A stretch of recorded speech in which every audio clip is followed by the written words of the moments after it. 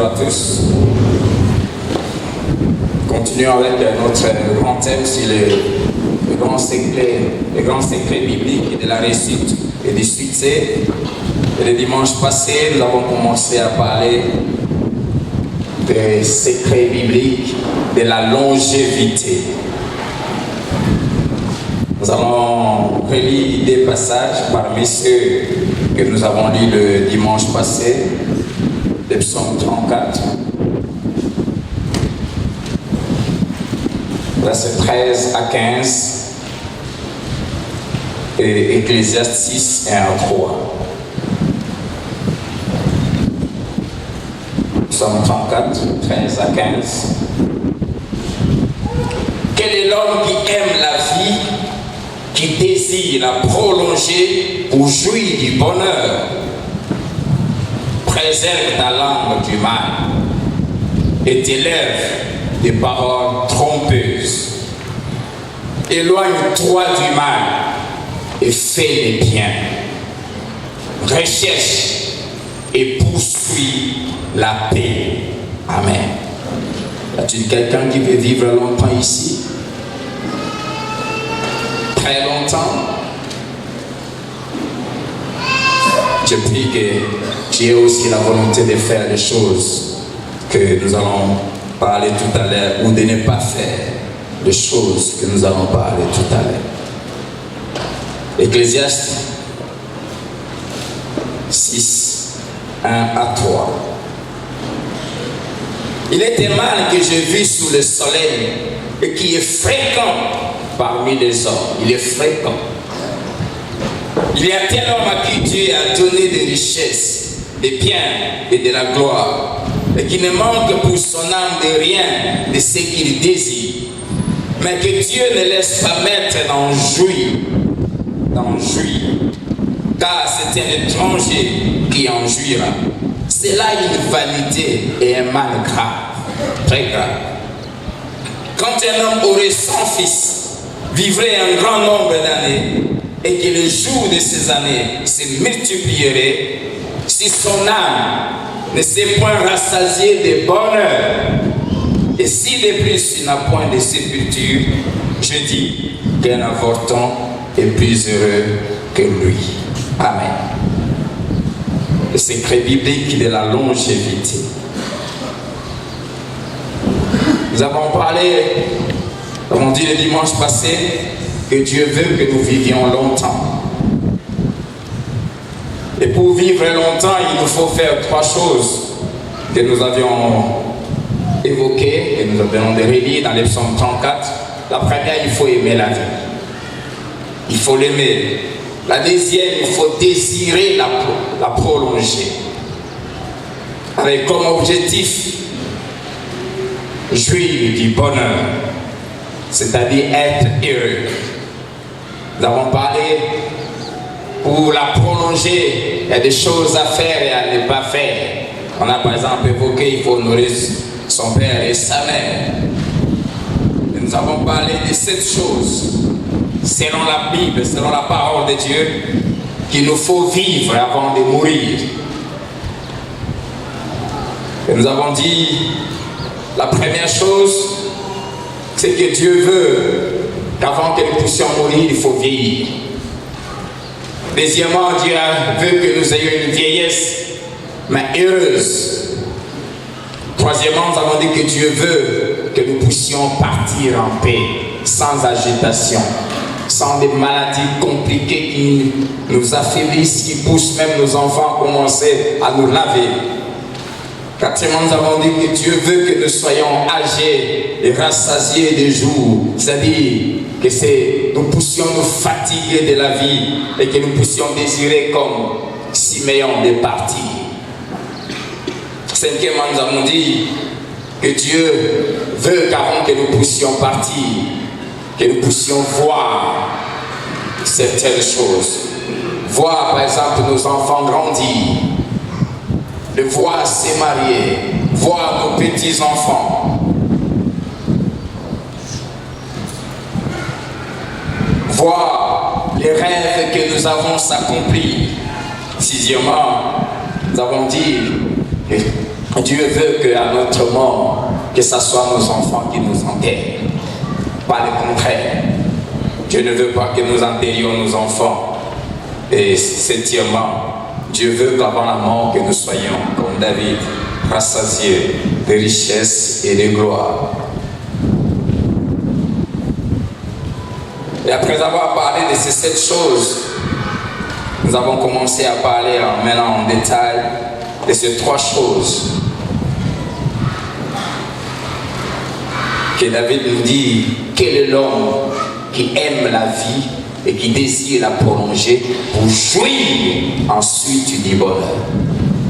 Et le passage d'Ecclésiaste que nous venons de relire encore ce matin nous montre que le but de Dieu, c'est pas simplement que nous puissions vivre longtemps, mais surtout que ces longs jours, ces longues années soient des années de bonheur. Amen. Car vivre longtemps sans connaître le bonheur, c'est la chose la plus grave même qu'on puisse vivre. Malheureusement, comme Salomon le dit, après avoir observé, il a vu que cela était fréquent. Il y a des gens qui vivaient longtemps, mais sans connaître le bonheur, sans être heureux. Et pour jouir du bonheur, c'est-à-dire du bien-être, de la paix, il y a des choses qu'il faut pas faire. Ces choses-là, Dieu ne le fera pas à notre place. David dit, si tu veux vivre longtemps et vivre des jours heureux, préserve plutôt ta langue du mal et t'élève des paroles trompeuses. Et nous avons le dimanche passé parlé longuement des cas de Jacob qui avait vécu longtemps, 147 ans. Et lui-même dit, les jours ont été mauvais. Et la cause, c'était les mensonges. Bien aimé, les mensonges étaient un péché grave. Quelque chose que souvent les gens négligent, mais les mensonges apportent des malheurs terribles dans la vie. Nous avons vu comment tout le parcours de la vie de Jacob, jusqu'à l'âge de 130 ans, de 20 ans jusqu'à 130 ans, toutes ces années, plus de 110 ans, ont été des années misérables à cause de ce que d'autres peuvent appeler un petit mensonge, mais qui a apporté tant de malheurs dans sa vie. Et il a dit, mes jours ont été mauvais. Nombreux, mais mauvais. La deuxième chose, il faut éviter de faire, si tu veux vivre longtemps et heureux, se trouve au verset 15. Éloigne-toi du mal et fais le bien. C'est de ça que nous allons parler aujourd'hui. Éloigne-toi du mal. Si nous voulons vivre longtemps, nous devons nous éloigner du mal. Amen. Éloigne-toi du mal et fais le bien.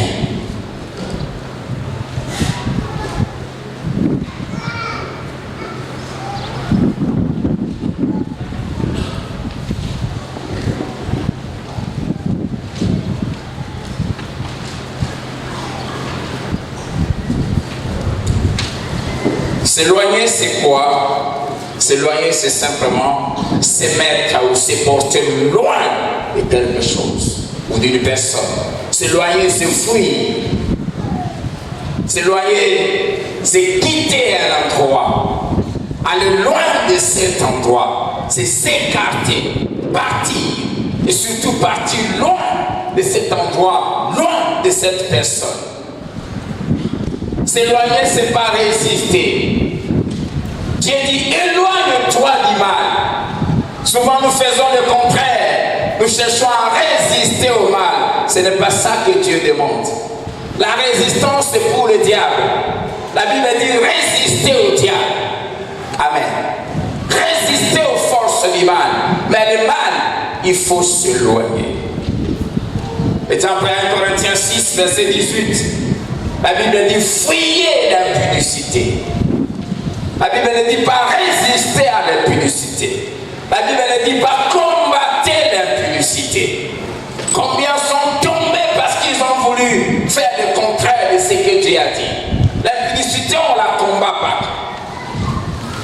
On ne la résiste pas. On la fuit. Amen. On la fuit. Quand quelqu'un veut te faire tomber, quand tu sens quelqu'un chercher à te tenter, ce qu'il faut faire, ce n'est pas de prier, mais de fuir la personne, de s'éloigner de cette personne. Ne jamais entrer dans sa voiture si c'est une collègue ou un collègue de service. Même ici à l'église, si tu vois un frère ou une sœur qui tout le temps te fait des clins d'œil, à la fin du culte ici, ma sœur, je peux t'amener. Non. Non, nous restons du même côté. Je vais prendre mon transport. L'impudicité, on la fuit. On s'éloigne. De Timothée 2, verset 22, la Bible dit, Paul dit à Timothée, fuis les passions de la jeunesse.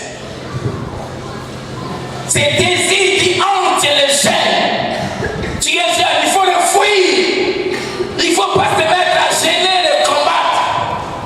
La masturbation, on la fuit. La pornographie, on la fuit.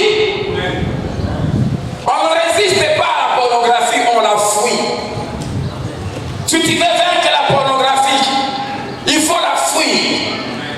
Il faut prendre la résolution de ne pas se mettre à 23h minuit à regarder la télé, des films où les gens s'embrassent. Tu peux beau gêner après avoir gêné 30 jours et tu viens te mettre à 1 heure en train de regarder le film. Frère, après tu vas te masturber. On la fuit. Fuis les passions de la jeunesse et recherche la justice, la foi, l'amour, la paix, j'aime, avec ceux qui invoquent le Seigneur d'un cœur pur. Premièrement, il dit fuis. Il y a des choses qu'il faut fuir. Et quand tu fuis ces choses, la nature n'aime pas le vide. Tu fuis la publicité, tu fuis les passions. Pour compenser, il faut rechercher. Il y a des choses qu'il faut fuir et celles qu'il faut rechercher. Recherche l'amour, la justice, l'intégrité, la crainte de Dieu.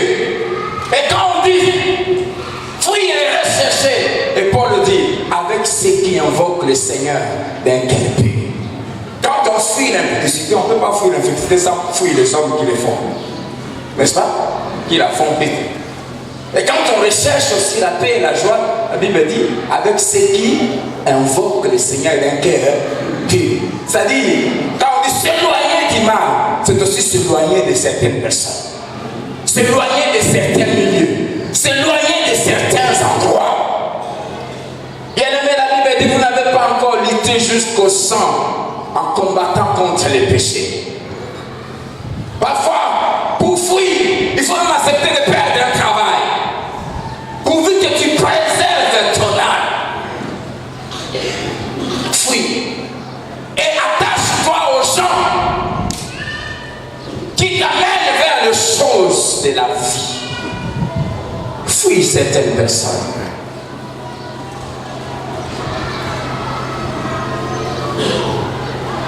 Si je veux faire le bien, je dois fréquenter les gens du bien. Fuis, éloigne-toi du mal et fais le bien. Si je veux faire le bien, je dois fréquenter le milieu où on fait le bien. Proverbe 13, verset 20. La Bible dit celui qui fréquente les sages devient sage. Mais celui qui fréquente les insensés s'en trouve mal. Celui qui fréquente le fou, le pervers, devient aussi comme eux. Proverbe 22, verset 24 à 25. La Bible dit, ne fréquente pas l'homme colérique. Ne va pas avec l'homme violent. Pourquoi? 25. De peur que tu ne t'habitues à ses sentiers et qu'il ne devienne un piège pour ton âme. Si tu le fréquentes, tu vas t'habituer à ce qu'il fait et tu vas finir par faire comme lui. Il va finir par devenir mort. J'ai vu des gens qui étaient bien, des gens qui craignaient Dieu. Et juste soit au travail ou à l'université, ils commencent à fréquenter certaines personnes et puis ils dévient. Bien-aimés, beaucoup de choses que je vais dire ce matin, je les ai déjà dites, je vais encore les redire. Et la Bible m'encourage dans ça. Dieu me disait, cet univers désert, reviens sur ça. Et l'apôtre Paul disait aux Philippiens, je ne me fatigue pas de vous dire les mêmes choses, car cela est salutaire pour vous.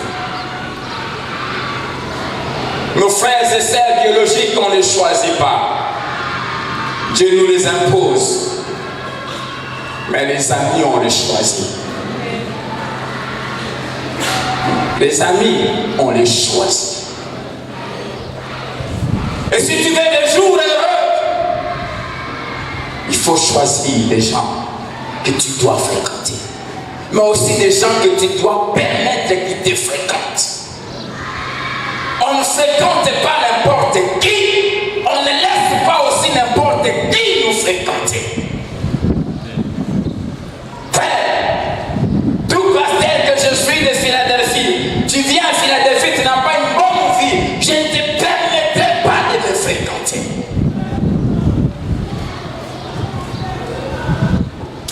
Ça sera bonjour mon frère. Même quand je dis frère là, tu es dans la bouche, mais dans le cœur, je sais que tu ne l'es pas.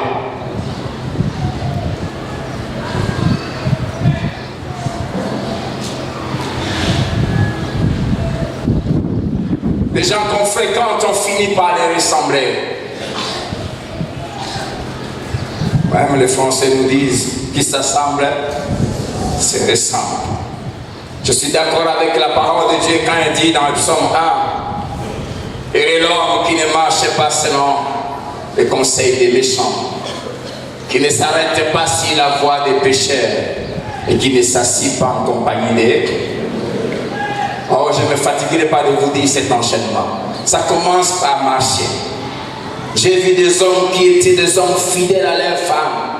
Ils commencent à passer du temps avec un collègue pervers au travail qui commence à lui dire, écoute, c'est toi qui travailles, hein? L'argent c'est toi. Les femmes, il ne faut jamais laisser aux femmes de te manipuler.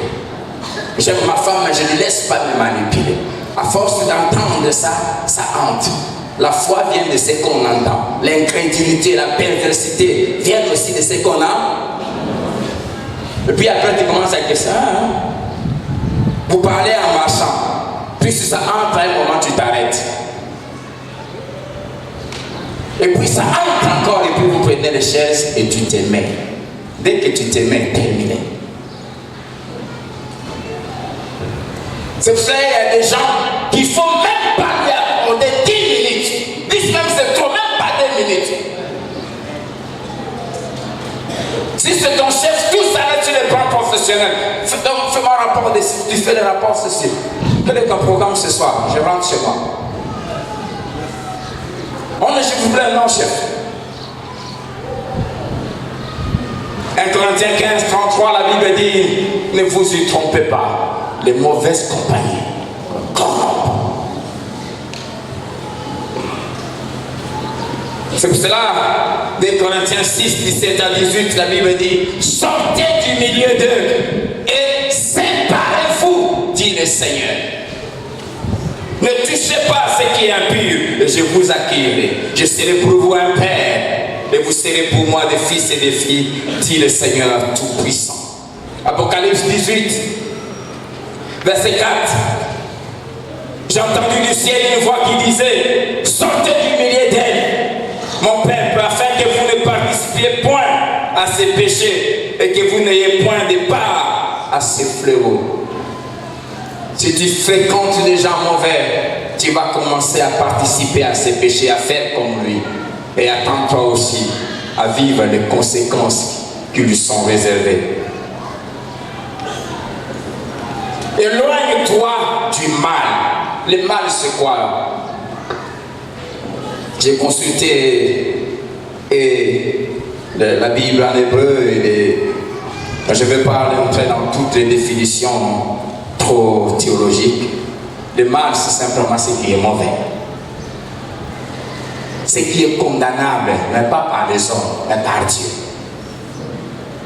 Ce que Dieu condamne, ce qui est mauvais aux yeux de Dieu et ce qui est mauvais selon la parole de Dieu. Amen. Parce que ce que Dieu appelle mal, les hommes ne l'appellent pas nécessairement mal. Romains 1, verset 23 à 27, la Bible dit que les hommes ont changé la gloire de Dieu incorruptible en des images corruptibles. 2, ils ont changé, verset 25, la vérité de Dieu en mensonge. 3, verset 26, les femmes de ce monde ont changé l'usage naturel de la femme à celle qui est contre la nature. Comme aujourd'hui on se marie femme-femme. Verset 27, de même les hommes abandonnant l'usage naturel de la femme se sont enflammés dans leurs désirs les uns pour les autres, commettant homme avec homme des choses infâmes. Aujourd'hui, les lois de beaucoup de pays ont autorisé pour mal et plutôt normal l'union entre un homme et un autre homme.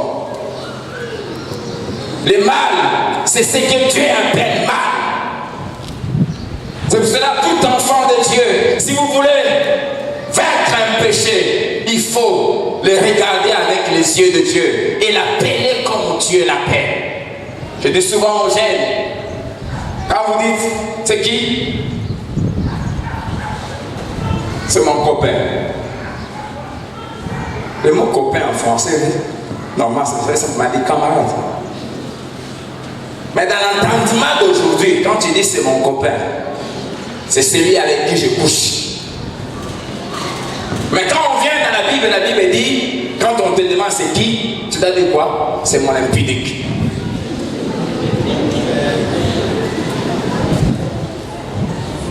Vous sentez comment ça sonne? Mais quand tu dis c'est mon copain, comme on dit mon petit ami. Quel petit ami? C'est ton impudique. Et quand tu dis c'est mon impudique, tu réalises à quel point c'est mauvais. On flatte ça, vous ne flattez pas.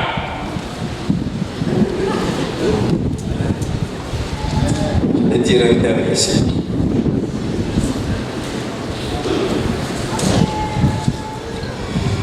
Bien-aimés, Dieu veut que nous vivions longtemps. Mais, surtout que le jour, ce nombreux jours soient des jours heureux et heureux. Et Ecclésiaste nous montre que être heureux, ce n'est pas avoir l'argent.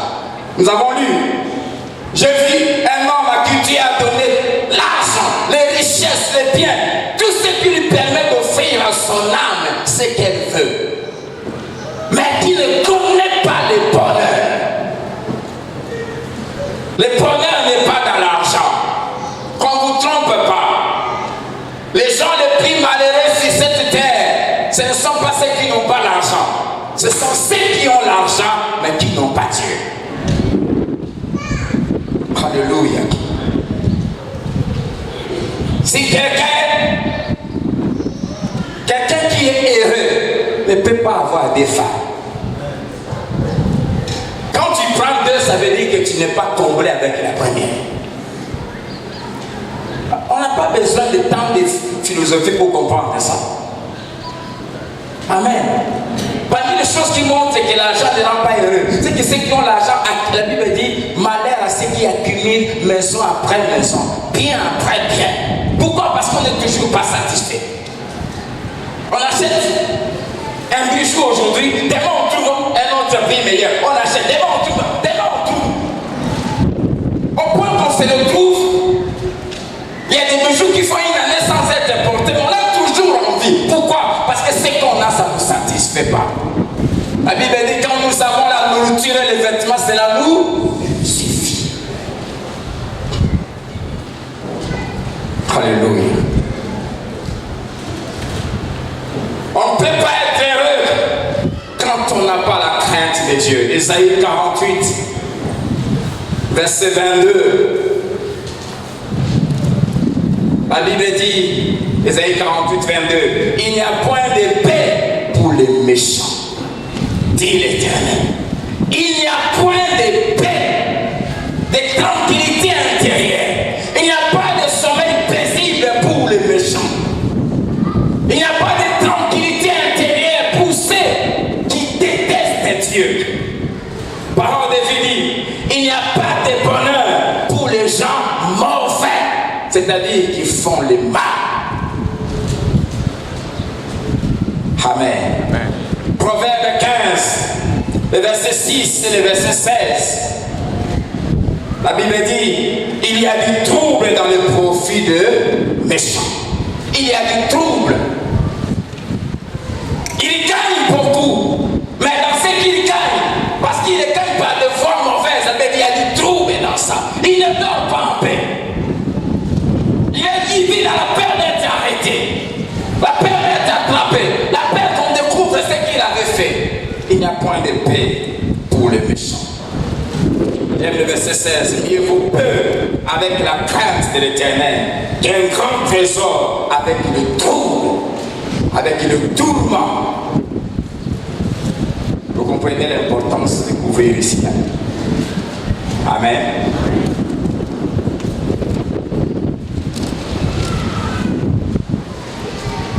Veuillez seulement sur vos yeux.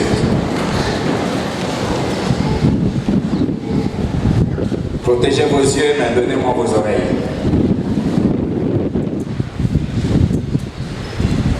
La paix, c'est la plus grande richesse qu'on puisse avoir. C'est pour cela, Jean 14, 27, Jésus dit, je vous laisse la paix, je vous donne ma paix. Amen. C'est le plus grand trésor. Je vous donne ma paix, je vous laisse la paix.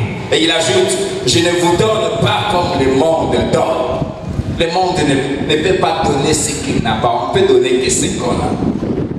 J'aime quand Proverbe 10, verset 22, la Bible dit, c'est la bénédiction de l'Éternel qui enrichit. Et surtout la suite. Et il ne la fait suivre d'aucun chagrin. C'est-à-dire, elle n'est pas suivie de tourments, de troubles, de soucis.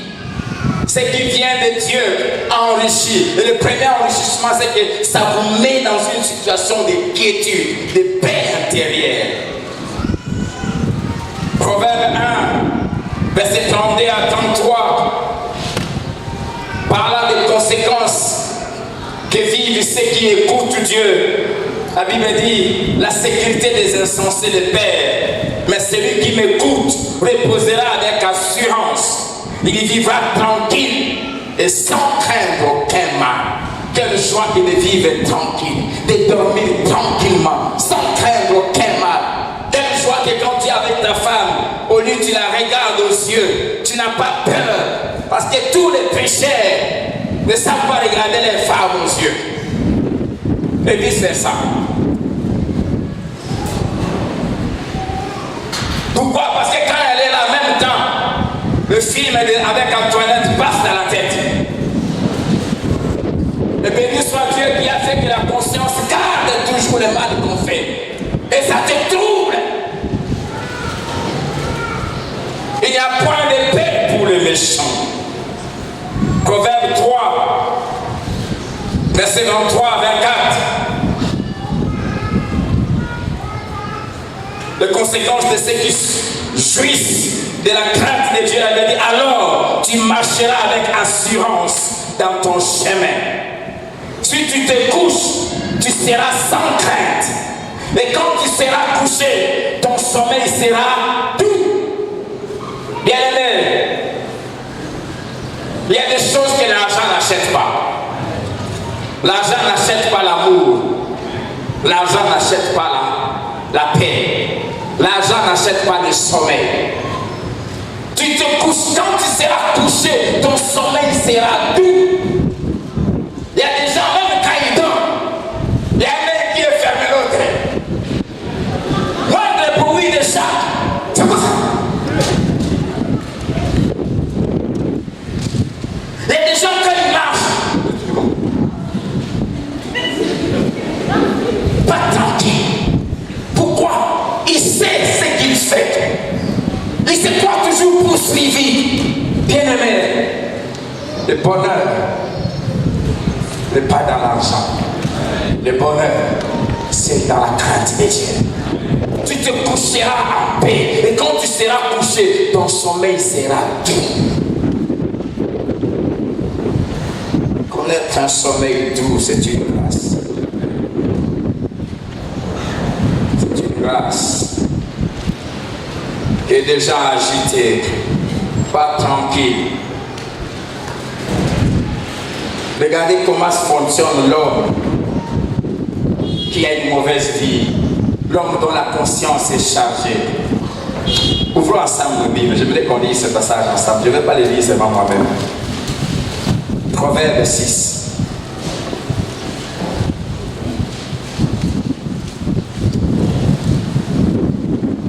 Proverbe 6, verset 12 à 14.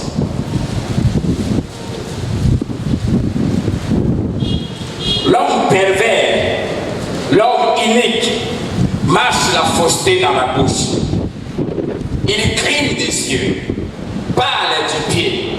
Il y a des gens qui ne parlent pas avec la bouche seulement. Ils ont aussi une deuxième bouche dans les pieds. Parle du pied. Fait des signes avec le doigt. La perversité est dans son cœur. Il médite le mal en tout temps. Il excite les plaies. L'homme pervers. Il médite le mal en tout temps. Il marche la fausseté dans la bouche. C'est-à-dire, ce sont des gens quand ils parlent, quand ils rentrent, sa femme lui pose la question. Pourquoi tu rentres à 23h? Il y a tout ça. C'est-à-dire que est-ce que si j'étais au bureau, pourquoi tu rentres à 20 ans? J'étais au bureau. Ça sort. Mais quand on commence, c'est-à-dire que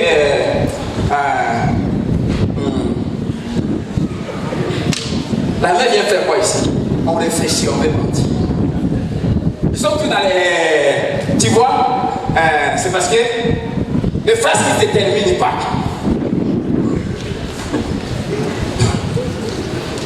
Alléluia. La Bible dit, il cligne les yeux. J'aime la version du Seigneur qui dit, il appuie ses dires des clignements d'yeux, des tapements de pieds et des signes de doigts. Il appuie ses dires.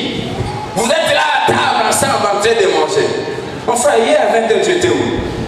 En face de lui, c'est celui avec qui il était dans les bêtises. Hier à 20h. Il parle, il appuie ses dix pas. Une manière de dire, il faut pas prier. Pendant qu'il parle, il est en train de prier. On était chez l'oncle qui m'avait appelé d'urgence. Ça, c'est pas une vie. Que Dieu te bénisse, mon frère. Il a dit qu'il n'a pas de des gens dont la conscience n'est pas tranquille. Leurs yeux ne sont pas à l'aise. Les doigts sont toujours. Et il y en a même à l'église.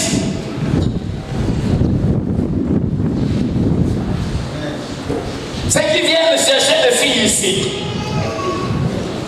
Que Dieu perce cet œil-là.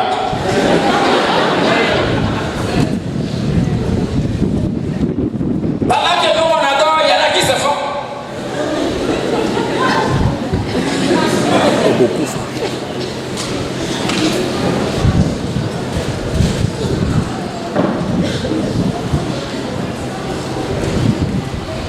S'il vous plaît, évite le mal.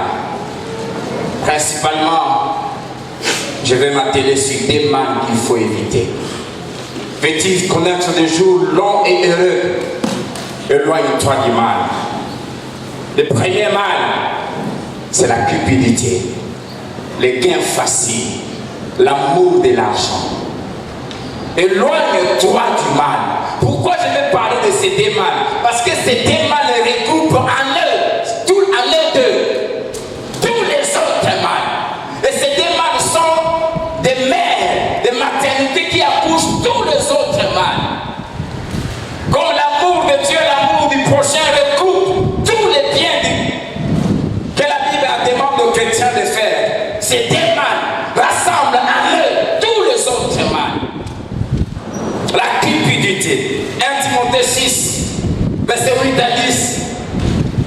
J'aime d'abord le verset 6 à 7. La Bible dit: nous n'avons rien à porter sur la terre. Et il est évident que quand nous allons quitter, nous n'amènerons rien. Personne n'amènera des millions dans son cercueil. Si nous avons la nourriture et les vêtements, cela nous suffit. Mais ceux qui veulent s'enrichir, surtout de mauvaises manières, tombent dans la tentation. Ils s'exposent aux propositions du diable. 2. Dans les pièges. Et 3. Dans des désirs insensés et dangereux qui plongent les hommes dans la ruine et la perdition. Car l'amour de l'argent est la racine, c'est-à-dire la mère, de tous les maux, toutes les souffrances. On met l'amour de l'argent. Et quelques-uns, je prie que tu ne fasses pas partie de ces quelques-uns-là. En étant possédés, se sont égarés loin de la foi, ça éloigne de Dieu. Et 2, se sont jetés eux-mêmes. Ce n'est pas le diable qui les jette là-bas, même pas les démons. Ils se sont jetés eux-mêmes dans bien des tourments. On va beaucoup lire le livre des Proverbes aujourd'hui. Proverbes chapitre 1.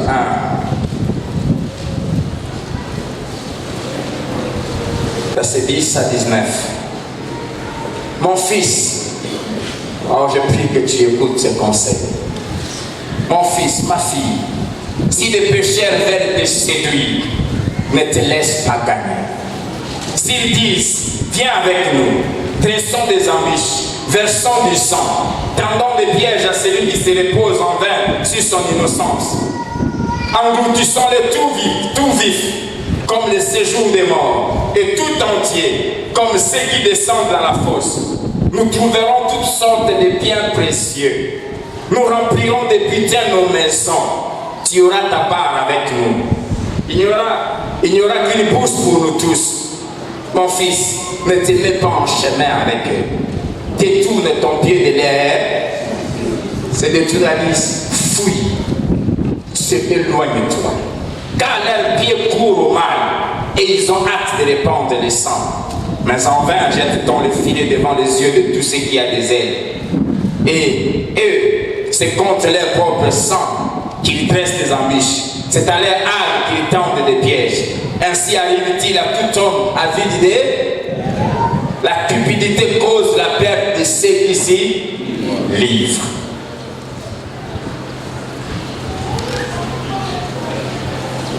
Ça insiste encore sur les mauvaises fréquentations. Les mauvais milieux. Mon fils, si des gens t'invitent, ce genre de personnes, des criminels, ceux qui versent le sang, ceux qui drainent les autres dans le mal, ne se trouvent que dans les endroits mauvais. Qu'est-ce que tu vas faire dans les boîtes de nuit? Quand tu vas dans une boîte de nuit, tu penses trouver qui là-bas?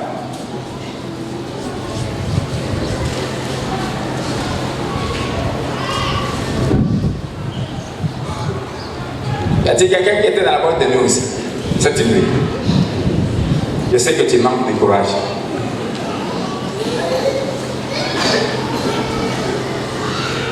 À ces endroits, tu trouveras que les hommes mauvais. Il faut aller dans de bons endroits. Aujourd'hui, ce genre de personnes viennent même à l'église. Il y a le mari d'une tante qu'un grand-père qui est dans ses sciences occultes a voulu entraîner dans ces choses. Et il lui disait, non, moi j'ai prié. Il dit, non. Vous savez, nous dans notre organisation, on encourage même les gens d'aller à l'église aujourd'hui. Hein. Ah oui, aujourd'hui les occultistes, tous ces gens viennent à l'église. C'est pour cela, il faut que le feu soit allumé à l'église.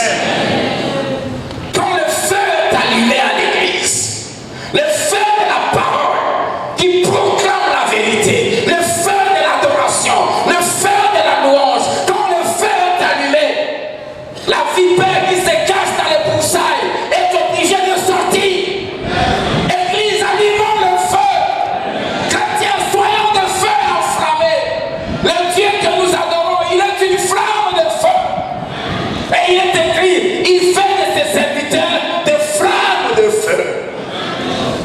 Quand tu fais descendre une marmite chauffée, aucune mouche ne peut oser venir se poser sur elle.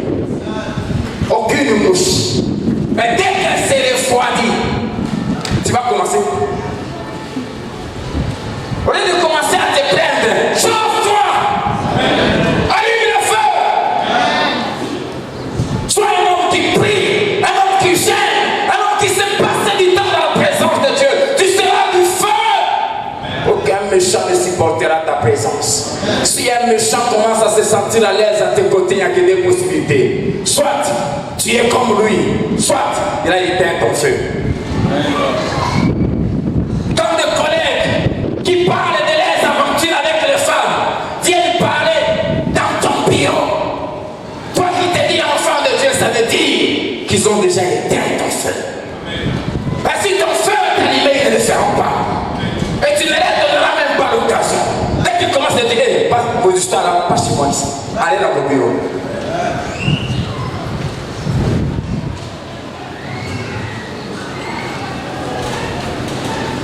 Alléluia.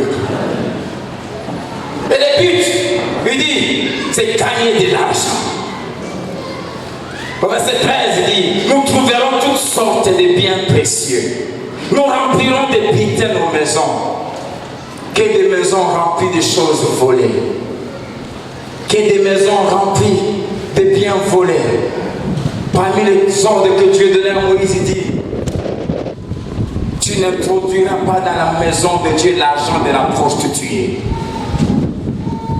Les offrandes que tu donnes, comment tu gagnes?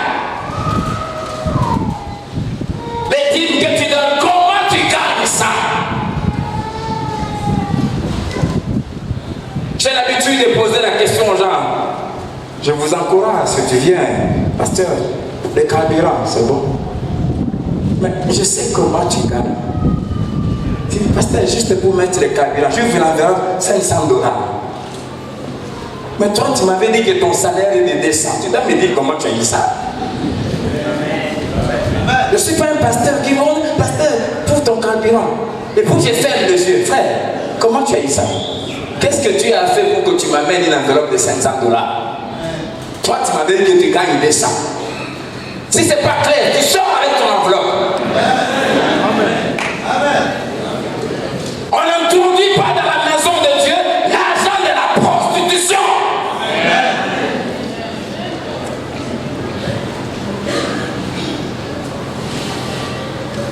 Si tu aimes la vie, évite ces 4 choses, fais ces 4 choses. Le conseil que ce père donne à son fils, verset 10, il dit, ne te laisse pas gagner. Ne te laisse pas gagner par de mauvais conseils.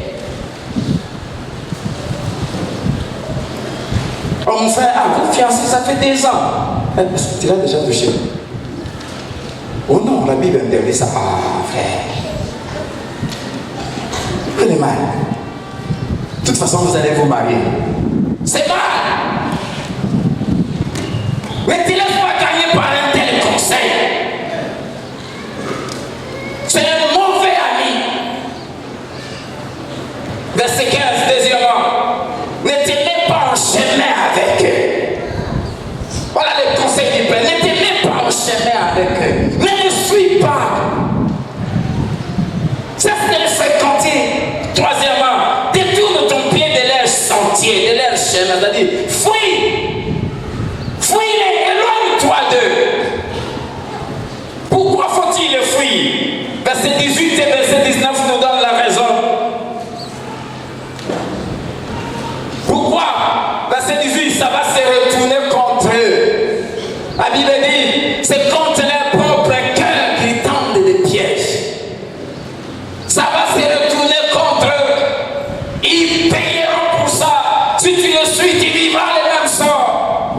Verset 29, ça va causer les pertes. La cupidité cause la perte de ceux qui s'y livrent. Quatrième chose, trouve ton plaisir dans la loi de Dieu, dans sa maison, à côté des hommes et des femmes qui aiment Dieu. Amen. Proverbe chapitre 2, le verset 1, il dit, mon fils, si tu reçois mes paroles, si tu gardes avec toi mes préceptes, verset 10, dit, la sagesse viendra dans ton cœur, la connaissance fera les délices de ton âme, la réflexion veillera sur toi, l'intelligence te gardera pour te délivrer de la voie du mal, de l'homme qui tient des discours pervers, de ceux qui abandonnent les sentiers de la droiture afin de marcher dans des chemins ténébreux, qui trouvent de la jouissance à faire le mal, qui mettent leur plaisir dans la perversité, qui suivent des sentiers détournés et qui prennent des routes tortueuses. Amen. Il y a des gens qui trouvent du plaisir à faire le mal. Mais la parole de Dieu, si tu l'aimes, elle va te détourner, elle va t'éloigner de ce genre de personnes. Proverbe 15, verset 27, la Bible dit, celui qui est avide des gains trouble sa maison. Et la première maison qu'on trouble, c'est son corps. Nous ne sommes pas des corps humains, nous sommes des esprits et nous vivons dans un corps. Le corps, c'est notre maison. La Bible dit, celui qui aime l'argent trouble sa maison. Il trouble sa vie. Il trouble aussi sa maison, c'est-à-dire sa femme, ses enfants, là où il habite. Mais celui qui déteste les présents, c'est-à-dire les pots de vin, les gains faciles, la Bible dit, il vivra. La deuxième chose, le deuxième mal dont il faut s'éloigner, c'est l'adultère. L'adultère. Je vais être assez direct ce matin comme Dieu m'a demandé. Ceux qui sont des célibataires, ça va vous vacciner. Ceux qui sont dans ces choses, si tu le veux, ça va te guérir. Et ceux qui ne sont pas encore dans ces choses, ça va vous prévenir. L'adultère est un mal grave. 6 vérités bibliques par rapport à l'adultère. La première, c'est que l'adultère est un suicide. L'adultère est un suicide. Celui qui commet l'adultère, c'est un kamikaze. C'est un djihadiste. Mais un kamikaze, il donne sa propre vie. D'abord, mais aussi contre la vie de sa femme, de son mari et de leurs enfants. Proverbe 6, verset 32. La Bible dit, celui qui commet un adultère avec une femme est dépourvu de sens, c'est-à-dire c'est un fou.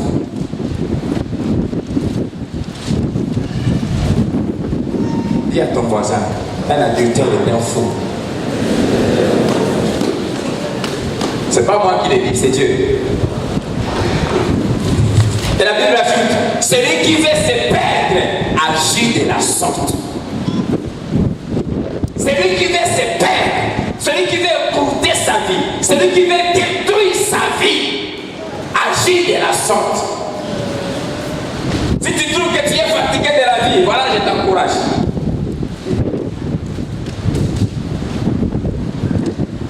C'est un poison. C'est s'empoisonner soi-même. On empoisonne sa conscience. On empoisonne sa paix de cœur, sa quiétude. On empoisonne aussi son avenir. On empoisonne sa famille, sa vie de couple. C'est la deuxième vérité. La femme adultère ou l'homme adultère, la personne qui te séduit pour t'amener dans l'adultère, il tend un piège à ta vie précieuse. Proverbe 6, verset 26. Proverbe 6, 26. La femme mariée tend un piège à la vie précieuse. J'aimerais te dire que ta vie est précieuse. Ta vie a une destinée glorieuse. Mais une femme mariée qui vient te fermer les yeux. Bonjour, jeune homme. Elle vient détruire ton avenir. C'est un piège qu'elle tend ton avenir.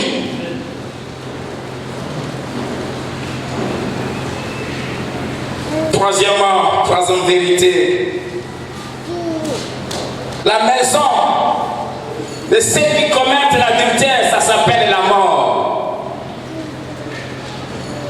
Proverbe 5, verset 5.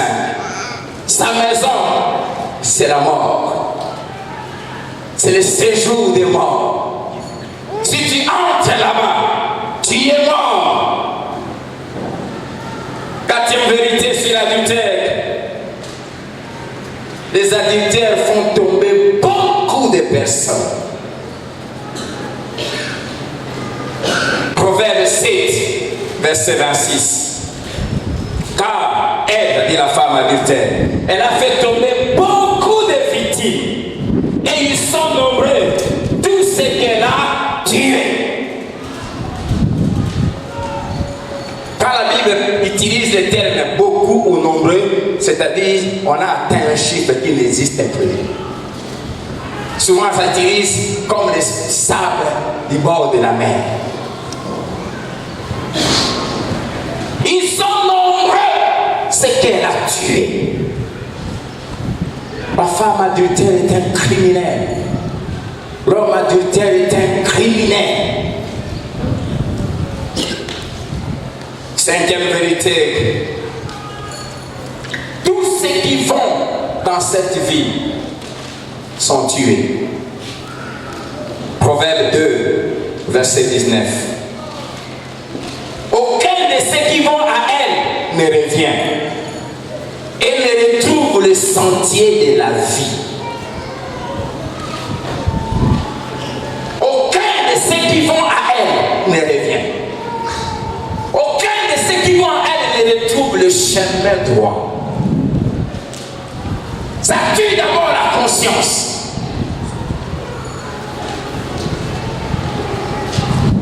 Ça tue le mariage. Ça tue l'avenir de tes enfants. Nous qui sommes issus des parents adultères,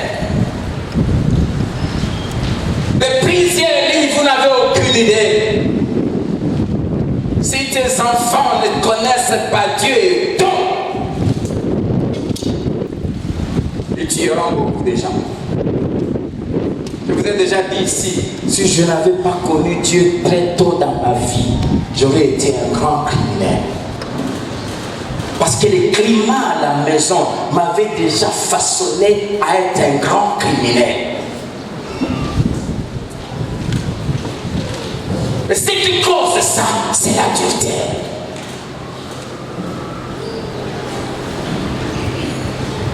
Des parents qui s'est battu à tout moment. 2h du matin. Pourquoi? C'est l'heure où papa rentrait. J'avais un père. Il est à la maison. On fait une semaine. 2 semaines, on ne le voit pas. Tout ce que tu as besoin, tu écris un papier, tu mets sur la table au salon. Il vient, vous dormez. Il part avant que vous vous réveillez. Mais tout ce que tu as besoin, tu trouves ça. Vous pensez que les enfants ont seulement besoin d'argent? Quel est ce travail qui fait que toi tu rentres à 23 ans? Quel est ce travail-là? La loi du travail ici chez nous, c'est 8 heures, n'est-ce pas? C'est de 8 heures à 16 heures. Quand on déborde un peu, surtout chez les privés, ça peut aller à 18 heures. Il y a des cas rares où, exceptionnellement, on peut être retenu jusqu'à 20 heures. Mais chez toi, c'est chronique. Lundi à dimanche, tu termines toujours à 22h. Et entre les bureaux et la maison, on met 4 heures. On termine à 2h, on a à 22h, selon toi, et tu arrives à la maison à 2h. Donc il y a eu des embouteillages terribles. À 1h, il y a embouteillage. Cet embouteillage, il n'y a que toi et les témoins de sorciers qui savent ça.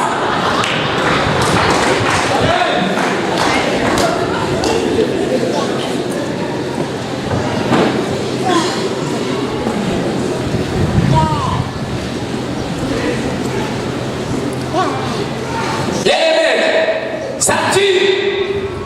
Aucun dit la Bible. C'est pas d'abord la mort physique, mais avant la mort physique, ça tue beaucoup de choses. Ça tue tes enfants.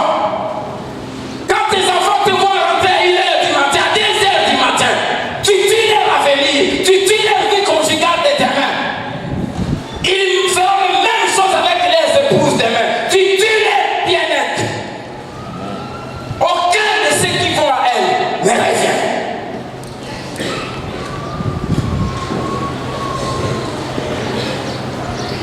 La sixième vérité. L'homme ou la femme adultère est séduisant, attrayant. Il a des appâts, elle a des appâts. Proverbe 5, verset 3 à 4. La Bible dit car les lèvres de l'étranger distillent le miel et son palais est plus doux que l'huile. La femme qui veut t'entraîner dans l'adultère, elle distille le miel par ses paroles.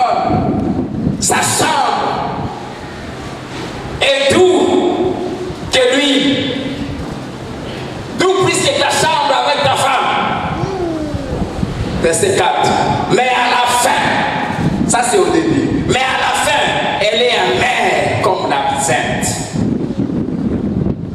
Ouvrons nos Bibles, Proverbe 6. Plutôt Proverbe chapitre 7.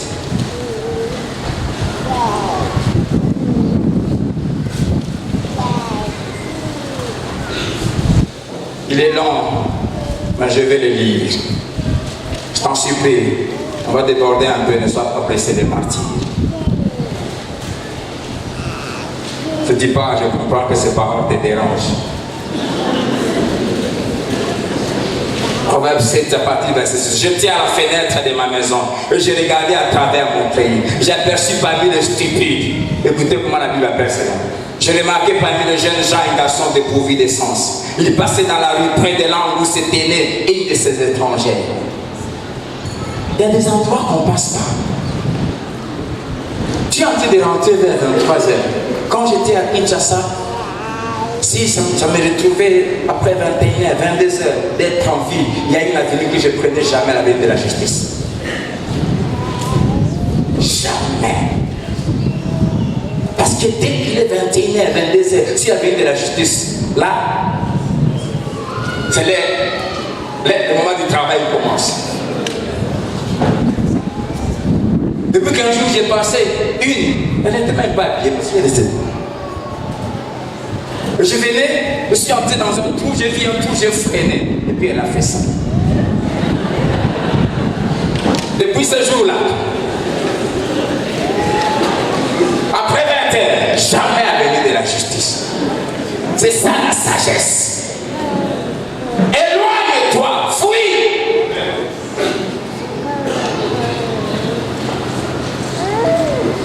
Il passait dans la rue, près de l'angle où s'était née une de ces étrangères. Il s'est dirigé lentement du côté de sa demeure. C'était au crépuscule, pendant la soirée, au milieu de la nuit et de l'obscurité. Vous qui aimez vous promener tout dans la nuit.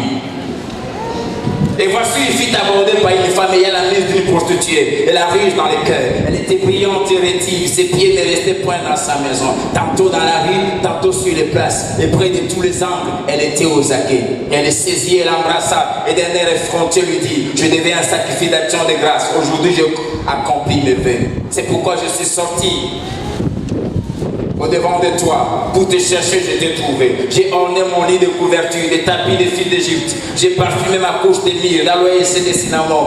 Viens, enivrons-nous d'amour jusqu'au matin. Livrons-nous joyeusement à la volupté. Car mon mari, elle est mariée. Car mon mari n'est pas à la maison. Vous aussi qui partez dans de longs voyages. Il est parti pour un voyage lointain. Il a pris avec lui le sac de l'argent.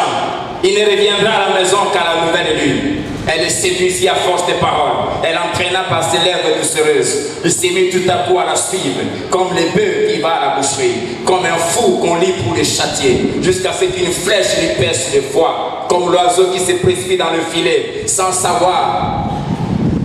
On peut lire ensemble?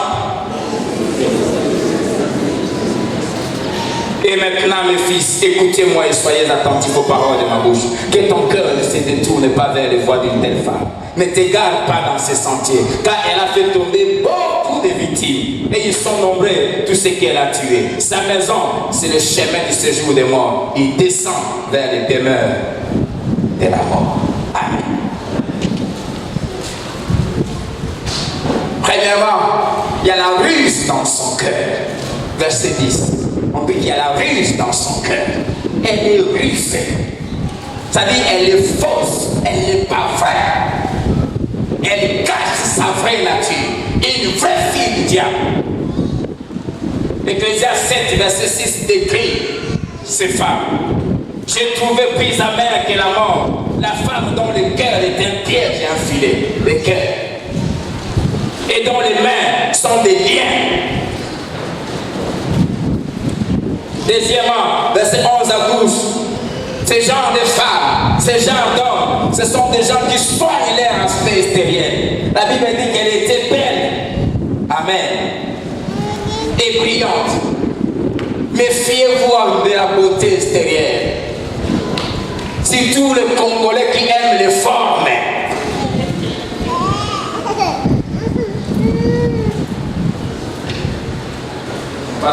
Mon pasteur m'a appris, quand je reçois une femme au bureau, on ne parle pas. Quand on termine, quand elle se lève, je laisse toujours ma tête.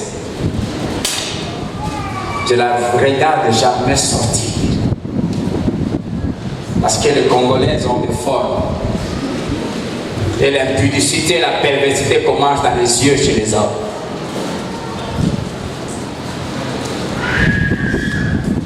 Je lève ma tête et quand elle sort et ferme la porte, là, je lève ma tête. Je fais toujours ça.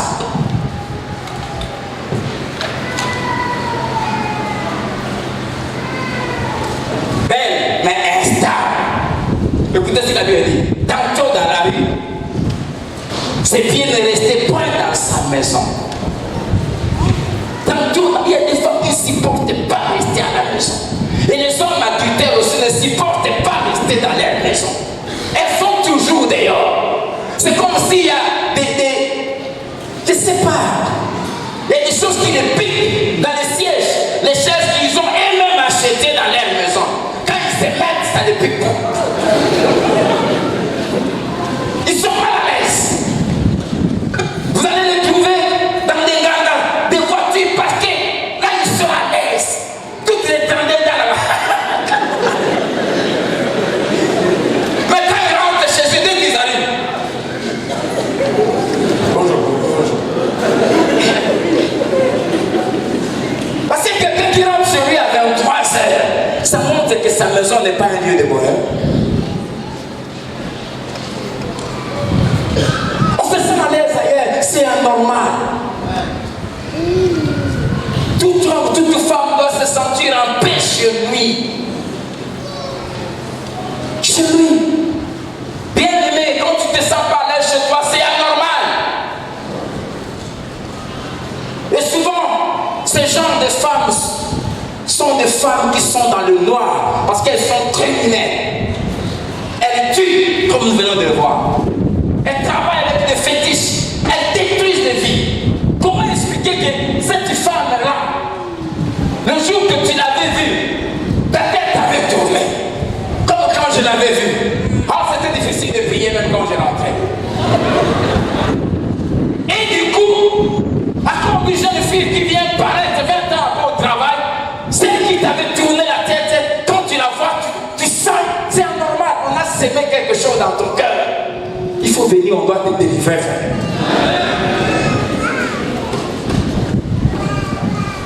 Tes propres enfants vont donner l'argent. Tu deviens mal à l'aise. Mais là, dehors. Dès qu'elle est là, j'ai reçu un jour, quand je travaillais, un papa, un ancien dignitaire. Il avait 78 ans. Une petite fille de 20. J'avais envie vraiment si c'était possible. Cette petite fille voulait lui ravir la maison. Elle a dit, change le certificat, mets ça à mon nom. Et mon fils, aide-moi.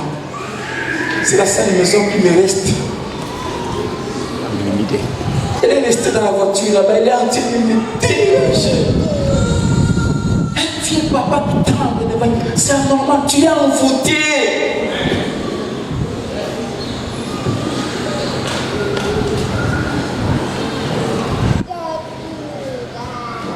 Verset 13 à 18, premièrement, elles sont légères. Écoutez comment elle dit. Elle est saisie, elle embrasse. Du coup, comme ça, dès que vous vous racontez, comme si. Songez, première fois, elles sont légères.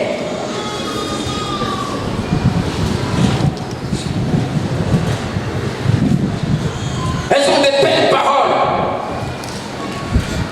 Écoutez ce qu'elle dit au verset 15. Je deviens un sacrifice d'action de grâce. Écoutez comment il appelle ça.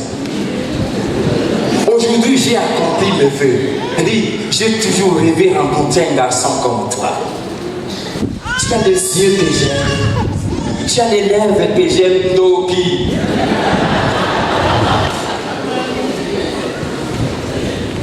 Et quand elle dit ça, tu te dis, ça ma femme ne me dit pas. Elle a un objectif. Elle veut te tuer. Elles sont organisées, mais dans les mains. Verset 16, il dit, j'ai orné mon lit de couverture. Des tapis, des fils de Judas, c'était des couvertures de grande valeur. J'ai parfumé ma couche de myrrhe, enrahisée de cinnamon. Elles sont organisées, elles sont toujours coquettes là.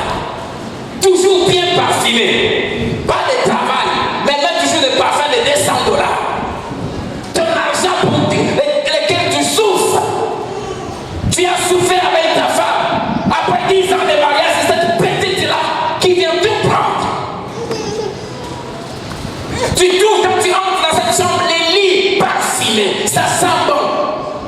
Et tu penses à votre télé qui est désordonnée de temps en temps. Elle n'a pas d'enfant. Celle-là, tu l'as déjà fait enfanter 6. Prendre soin de 6 enfants. En même temps s'occuper de la maison, préparer pour toi, apprêter tes habits. Tout son temps est pris là-bas. Celle-là, elle a qu'un objectif, c'est d'avoir. La propriété là, elle l'a fait 30 minutes avant que tu y arrives. Généralement, elle est sale.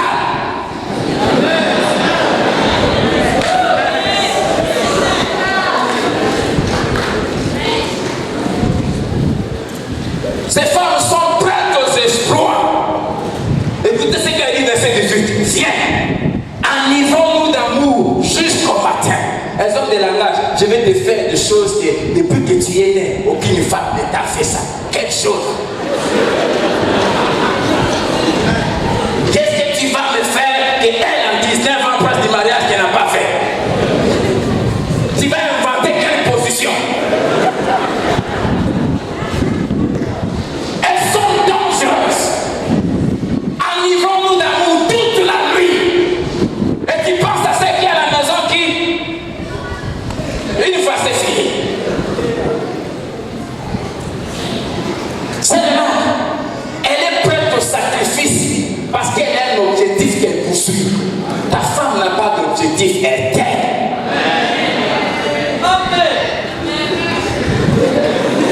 Celle-là, même si tu lui demandes, allons dans le coin là de la maison, en l'air, elle va le faire. Mais elle a un objectif. Après ça, il y aura une flèche qui va t'entrer là.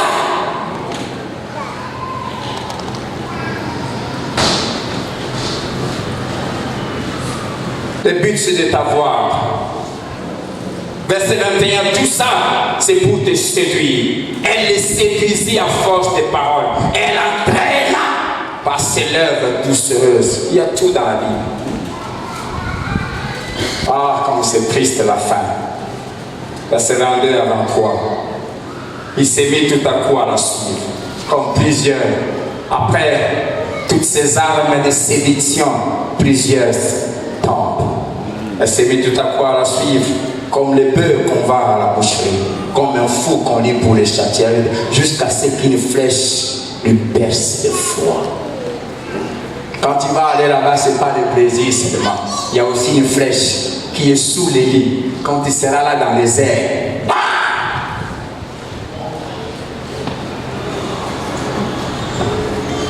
Ce sont des criminels. Ce n'est pas seulement les femmes, les hommes aussi. Ce sont des tueuses d'avenir. Ce sont des destructeurs de destinées. Que faire?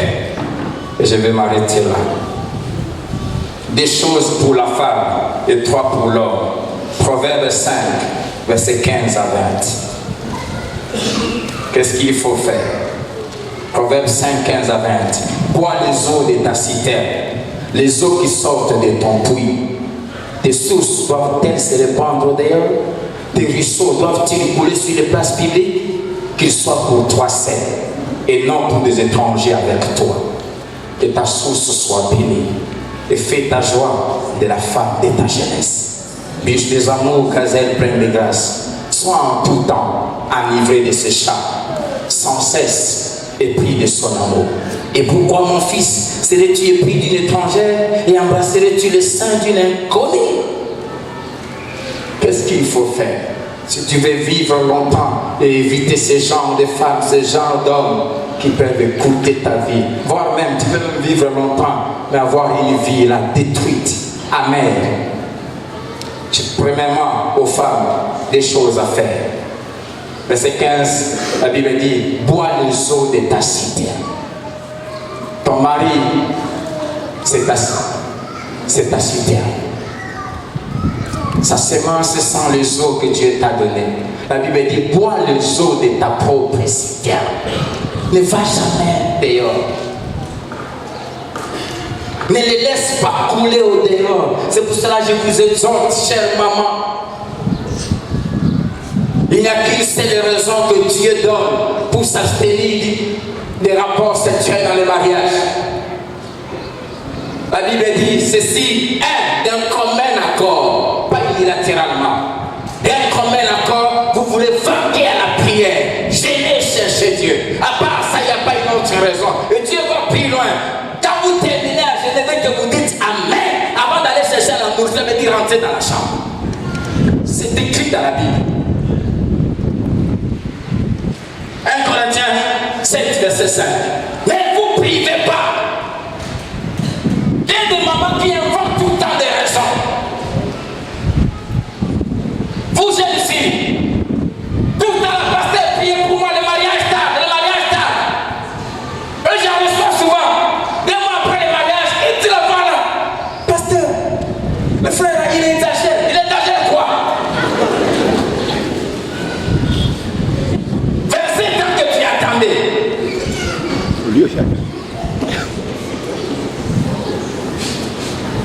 Le mariage, c'est pas seulement spirituel. Le mariage, c'est aussi ça.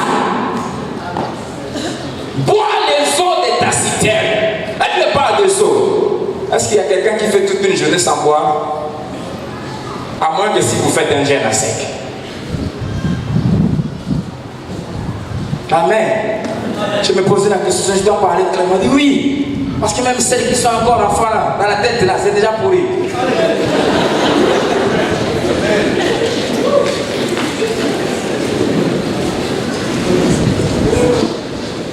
Prends les eaux de ta citerne.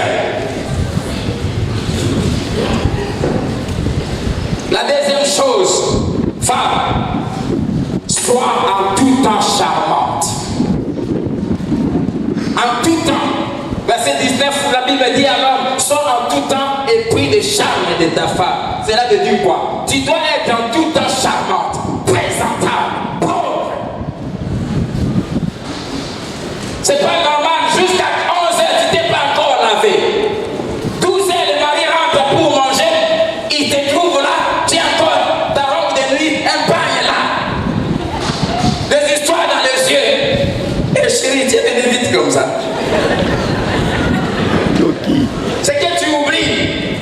au bureau, celle-là, elle met des heures à se soigner avant de venir au bureau. Et quand elle passe devant ton chef, devant ton mari, là, bonjour chef. Oui chef. Quand tu la regardes, mon pasteur aime souvent dire, quand une femme est belle, elle est belle. Même si on est rempli du Saint-Esprit, elle est belle.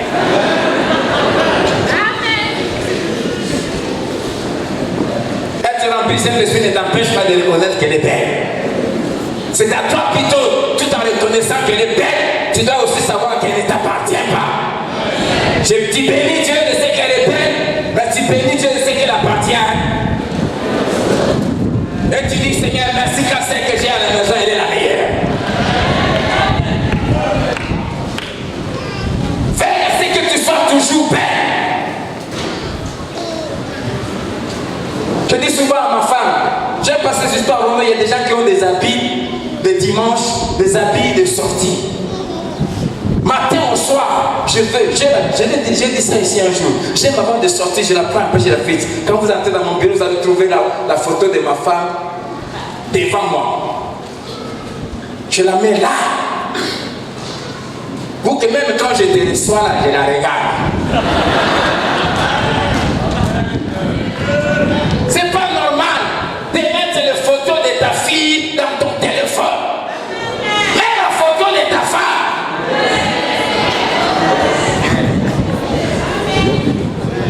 Ta fille aura son mari. Attends qu'elle ait 20 ans. Elle dit, papa, j'ai trouvé. Et toi dis non, j'attends d'abord ta licence. Encore te loger. Nous tous là, parents, nous sommes des sorciers potentiels pour nos enfants d'ici quelques années. Quand tu vas simplement chercher à t'opposer, même si tu es pasteur, papa là, maman, Seigneur, touche son cœur. J'ai pris la dignité de mon père. On va te briser. Alors, ne t'embrouille pas. J'ai une fille unique. Je la laisse là-bas. Elle aime souvent prendre mon téléphone, elle met sa photo et dit, hé, maman, j'ai ma femme.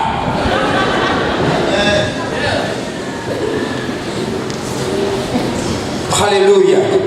Sois présentable. Maman, écoutez comment cette femme dit, j'ai orné mon lit. Arrange la chambre. Il faut éviter ces choses-là. Les draps jaunes. Les oreillers orange. Ça va pas. Ça va pas. Mais tu vas même d'aller loin.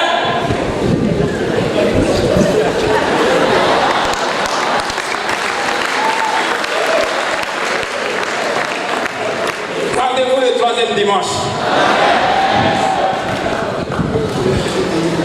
L'harmonie.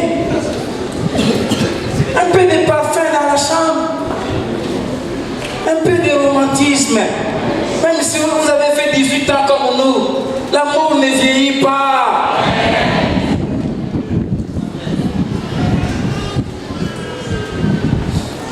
Fais de telle sorte que ton mari te trouve toujours meilleur que tout le monde. Le matin meilleur, à midi meilleur, le soir meilleur. Je voudrais t'encourager, sacrifie un peu la nourriture, mais un peu là, ça ne doit pas manquer. Alléluia. Pour les hommes, 3 choses. La première, ne jamais répandre des eaux sur la place publique. La place publique, c'est une place qui appartient à tout le monde. Ne va jamais jeter des eaux chez les femmes de monsieur tout le monde. Jamais. Deuxièmement, sois en tout temps 24 heures sur 24 épris de charme de ta femme. Et la Bible ajoute sans cesse enivré. Sois ivre. Il y a des gens qui ne parlent jamais de leur femme. Au point que tu as des collègues qui, depuis qu'ils te connaissent, n'ont jamais entendu parler que ta femme a bien préparé. Jamais. Toi, tu es marié, tu vas dans une fête de mariage saine. Pourquoi? Vous aussi, mes filles, il ne faut plus jamais laisser vos maris aller dans la fête saine. Si elle refuse, viens me dire, je vais le convoquer au bureau. Sois en tout temps enivré. Ça admirer ta femme. Et si tu veux qu'elle soit charmante, il faut apprendre à investir. Il faut investir pour le soin des cheveux. Investir pour la lotion. Les maris dont les mains sont flambeaux sont des maris dangereux. La femme, c'est l'argent. Il faut savoir donner. Il faut l'entretenir.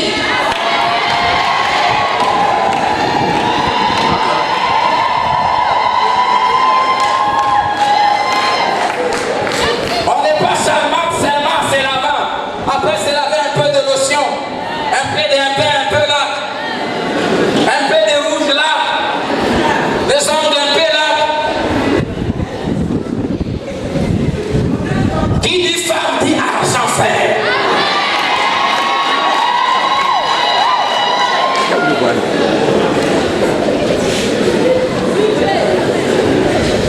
Écoute-moi ma sœur. C'est ton droit. Ce côté-là, j'aime ma femme. Elle m'a dit toujours, je bénis Dieu ce que je suis une femme. Ma responsabilité, c'est de faire connaître mes besoins. Le reste, ça ne me regarde pas. Comment tu vas trouver, ça ne me regarde pas. Et c'est Dieu qui leur a donné cet ordre-là. Tes désirs se porteront sur ton mari. Nous aimons seulement la partie qui vient. Il dominera sur toi. Avant de dominer, il faut satisfaire les désirs.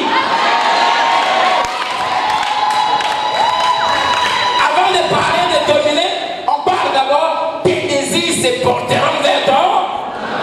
Et la conséquence,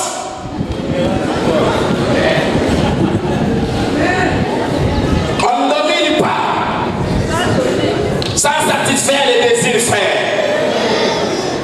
Papa Guyoyoki.